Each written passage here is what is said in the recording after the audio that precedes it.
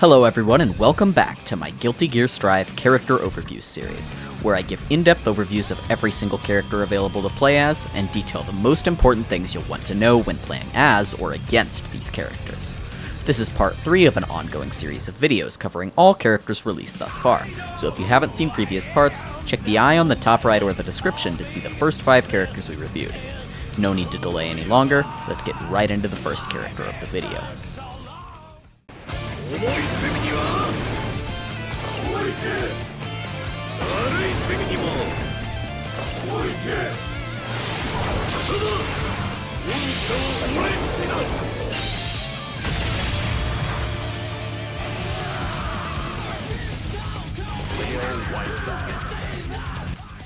Leo is the game's third character that can be defined as a Shoto, and where Soul is about damage and Kai is about neutral, Leo sits on a balance of powerful mix-ups combined with excellent defense. You see, while the king may seem to be violent and aggressive on the outside, he secretly has a more gentle side. A side that's okay with blocking a few attacks. Then, of course, fiercely counterattacking with the best defensive option in the game. Leo's Eisensturm is easily the game's best reversal due to his invulnerability to cross-ups, insane hitbox, fast startup,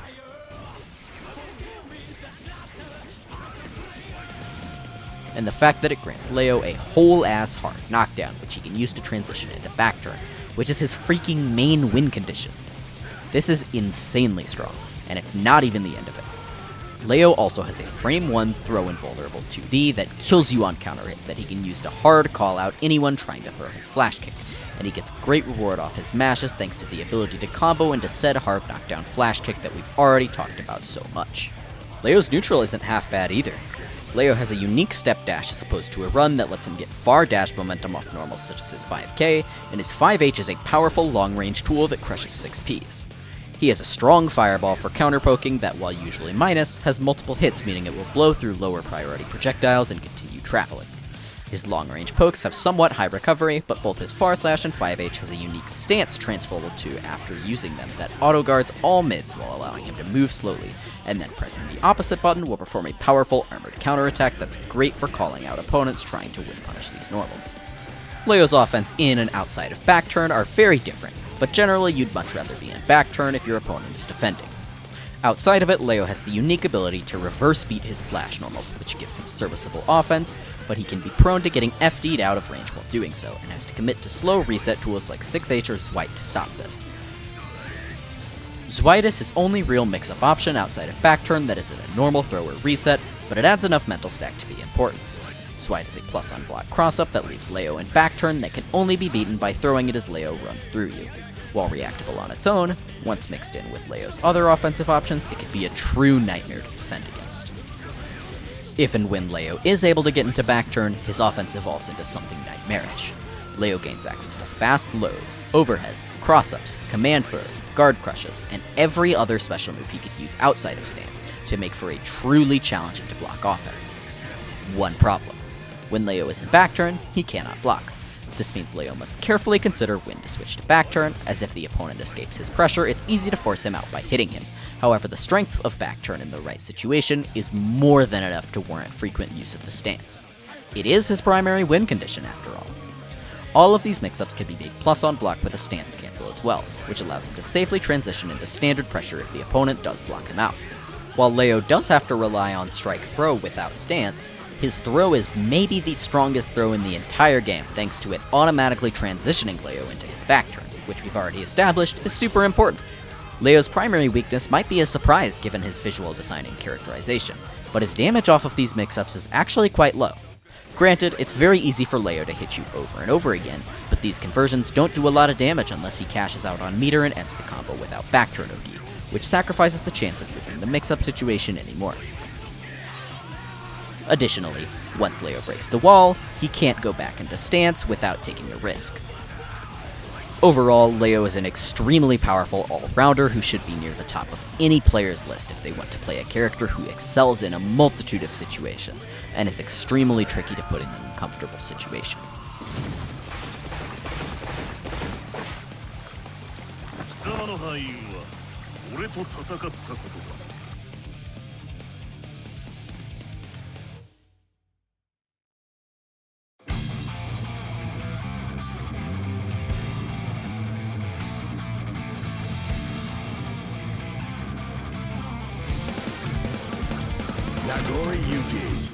Nagoriyuki is an absolute powerhouse of a character who is more than happy to decimate the opponent's life bar for a single mistake, and has the tools to do so off of even the most minuscule of mistakes.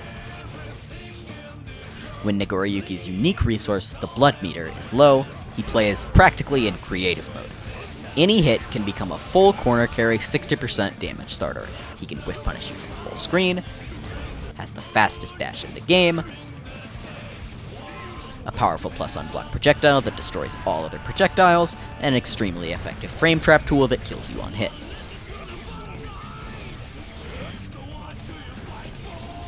However, all of these tie to his core mechanic, blood management.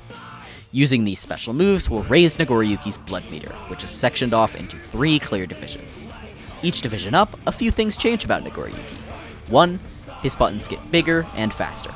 This is entirely positive, making his pokes more powerful the higher he is on blood. 2. He begins to take more damage. This is negative for obvious reasons. 3. The meter is higher.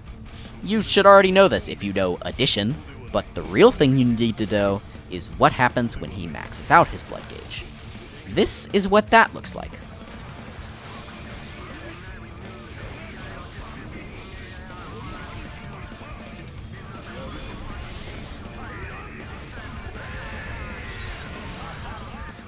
Playing Nagoriyuki is about always making sure you are committing the right amount of resources at the right times to avoid entering Blood Rage and losing the round. He has the strongest specials in the game by far, but use them too frequently and he will pay for his hubris. Nagoriyuki can only restore blood in 2 ways, waiting over time and landing sword normals. The automatic restoration takes a long time and is unreliable in a real match, so you really want to try to force your opponent to deal with Nagoriyuki's sword normals, which are any normal that involves his giant Odachi. Interestingly, his close slash, which uses one of his Daisho swords, does not restore blood. The minigame of blood management allows for a very unique style select that isn't seen with many other characters. Nago can spend blood in many different ways, be it for powerful frame traps on offense, high damage neutral skips at the mid-range, or tricky movement to keep the opponent guessing, but he can only use so much before having to rely on his kit without use of special moves. This is Nagoriyuki's main struggle. The opponent can somewhat control Nago's blood flow through use of defensive mechanics like Burst or YRC, and if he is fighting a character such as Axel or Jacko that he really doesn't want to be at high blood against, this can be a serious problem. Just wait for him to use the blood, push him away, and win the round. Nago can play through this through use of his command grab, Blood-Sucking Universe, which fully restores his blood gauge, meaning even characters who want to push him away have to commit with dealing with his offense due to the risk of the command grab negating their efforts towards forcing him to high blood. All of this is not to imply that Nago is bad at high blood. His buttons are massive and very hard to contest, with his 2S being one of the best mid-range pokes in the game, his 2H acting as a massive anti-air slash mid-range poke, and his 4/ and 5H being powerful long-range checking tools. Additionally, Nagoriyuki has special Rekka follow-ups to his 4/, allowing him to restore extra blood on connect or apply offensive pressure through use of Fukia resets or frame traps. Nago also has exceptional defense despite the lack of any uniquely defining defensive tools thanks to his powerful conversions with blood, solid Abare in 5P, 2P, 5K, and 2K, and high health.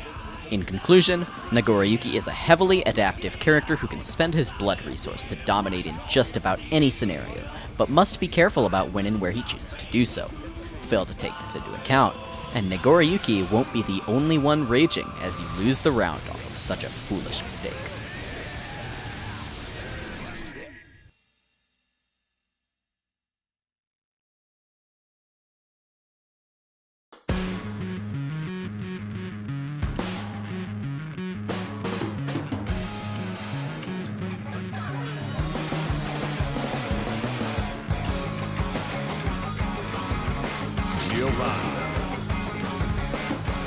Giovanna doesn't have the time to think about things like set play, neutral, and defense, and prefers to take a more direct route in her fighting style.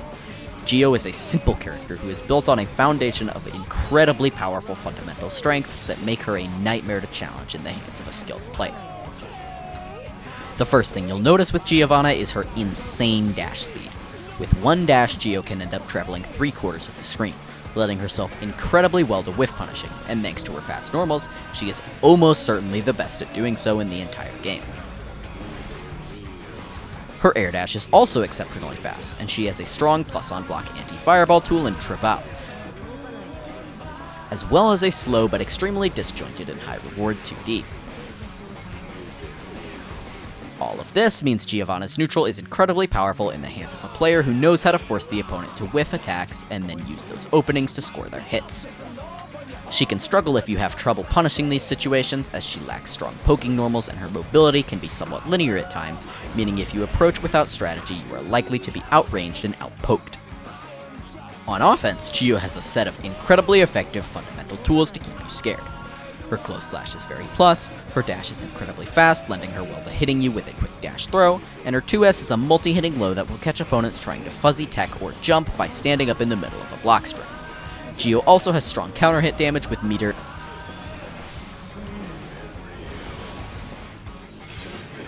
and her meterless damage is quite impressive as well. Travau serves an important role here as a hard-to-check block string reset, which is complemented by her Sepultura, a safe block string ender and powerful frame trap tool that adds a strong, and most importantly, riskless final step to her offense. She also has Sol Puente, a tricky-to-react to cross-up special that has low reward on hit, but thanks to RC can threaten high damage with the use of meter. Speaking of meter, Giovanna gets an answer to her semi-linear mobility with 50 bar, as her Tempestad Overdrive is a plus-on-block, high-damaging dive kick that can check anyone trying to anti-air a regular jump-in, allowing her to close the gap on characters who can stuff her approaches well and inflict some serious damage while doing so. Gio also has Sol Descente, which is effectively a 6P on steroids. It doesn't get full invuln like an average DP, but it gets its upper body invuln faster than any other anti-air and nets insane reward on counter hit. This can be used both as an anti-air and mid-crushing counterpoke in neutral. While Gio has to deal with weaknesses such as short range and lack of mix-ups, this is a complete non-issue thanks to her overwhelming neutral strength due to her speed and her overwhelming offensive presence due to her safe frame traps and resets. The final thing to note would be Giovanna's possession mechanic. The higher meter Giovanna is at, the higher defense she has, and she begins to deal chip damage on block, which only serves to make her a bigger threat. If you want to play a character with an extremely consistent game plan built on core principles that no bad matchup can take away from you, Giovanna may just be the character for you.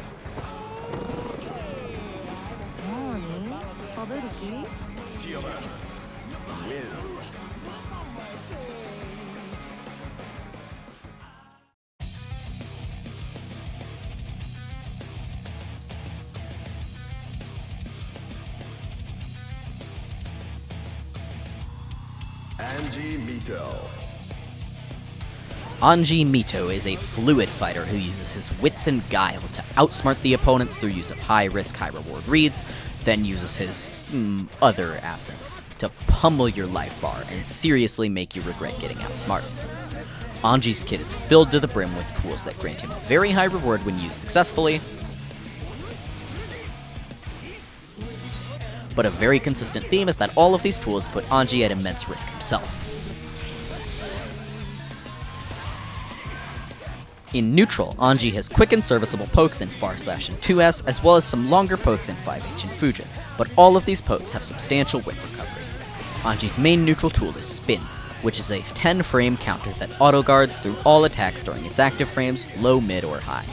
On a successful parry, Anji is put into a little bit of recovery while the opponent is left to whiff their attack, allowing Anji to get a close-range punish depending on the recovery the opponent has left in their attack. This parry can net incredibly strong reward on a high recovery attack like a Far Slash or 5H, but it can be weak against smaller buttons or projectile attacks, as if the opponent isn't locked into any recovery, they actually end up being plus after Anji recovers. This also occurs with air attacks, meaning if Anji's using Spin too frequently, it can quickly become a problem for him. Also, Spin has counter hit recovery, meaning if the opponent waits out the duration of the counter, they can punish Anji for big damage. So what's stopping the opponent from simply jumping every time they see Spin? Anji can actually spin before a number of different special moves by holding the attack button after the motion.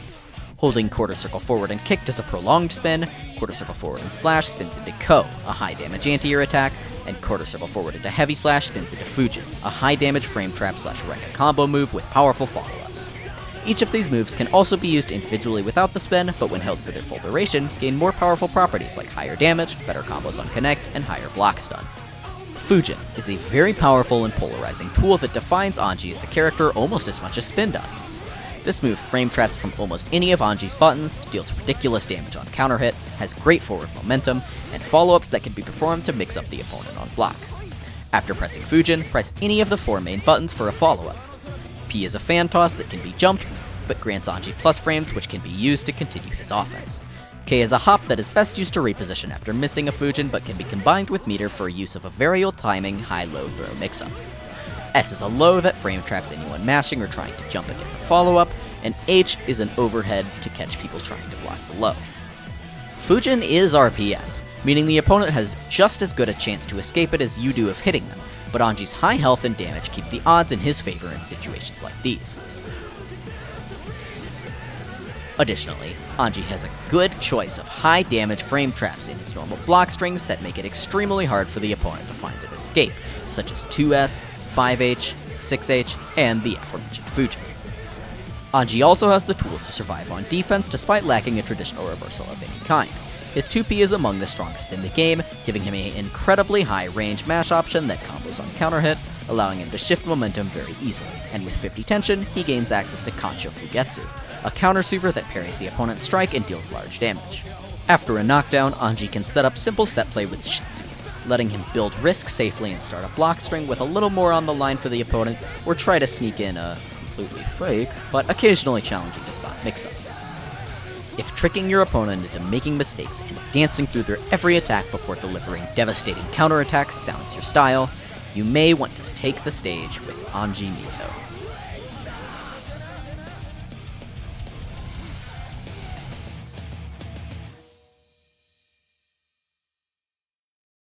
Can you feel the night?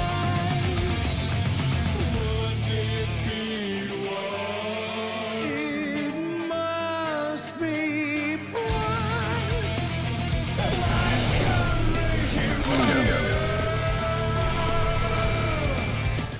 Ino, the hard rock witch, is here to serenade you with her sweet electric guitar, then dominate you with her powerful looping mix-ups. The first thing you'll notice with Ino is that her movement is radically different from other characters. Instead of a ground dash, she has a hover dash, which puts her into the air slightly, and instead of an air dash, she slowly glides downwards. This hover dash allows her to use her air attacks lower to the ground than any character in the game. This is Ino's core principle upon which her entire game plan is based off of. Starting with neutral, the hover dash will go over some mids and all lows, meaning the opponent is restricted in what attacks they can use to check Ino's approach. Additionally, she has strong low profile in 2S and Stroke the Big Tree, making it feel very threatening for the opponent to attack into her. If they are poking with safe mids, she has strong counter pokes in 2H and 5H, a long range check on zoners with Chemical Love, a controllable fireball that can chase the opponent down and force them to block, and a set of dive kicks that she can use to further mix up her mobility. Ino can struggle with powerful disjoints that cover both air and ground approaches, such as Solar Maze 2S, as her short range makes it difficult to counterpoke, but she can use standard Whiff Punish to deal with these tricky attacks. On offense, Ino's hover dash becomes even scarier. Due to her ability to throw out aerial attacks quick and low to the ground, Ino can launch high-low mix-ups like nobody's business. Will she land and do a low, or hover and do an overhead? It's almost impossible to know.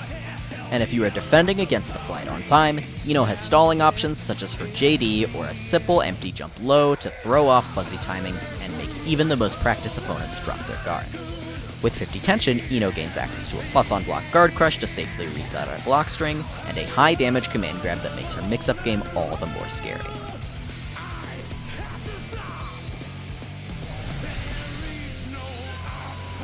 If Ino is blocked to a range where her mix-ups are too far to reach, she can force the opponent to respect a couple final options before being truly finished. S Stroke the Big Tree can be used to frame trap an opponent trying to escape after blocking Ino, and Chemical Love can catch backdashes and jump attempts as well. Threatening delayed cancels into these lets her steal back her turn by simply restarting block strings with another hover, which can be tricky to defend against if layered properly.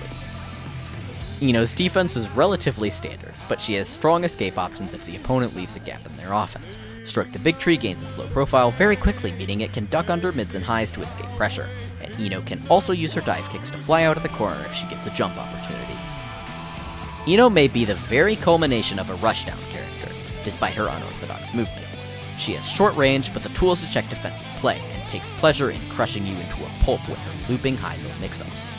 If you take pleasure in inflicting painful mix-ups on your opponent, and don't mind occasionally being restricted in terms of neutral options, Ino is more than happy to make you her faithful servant. 素敵なカルセットだった。 Ino.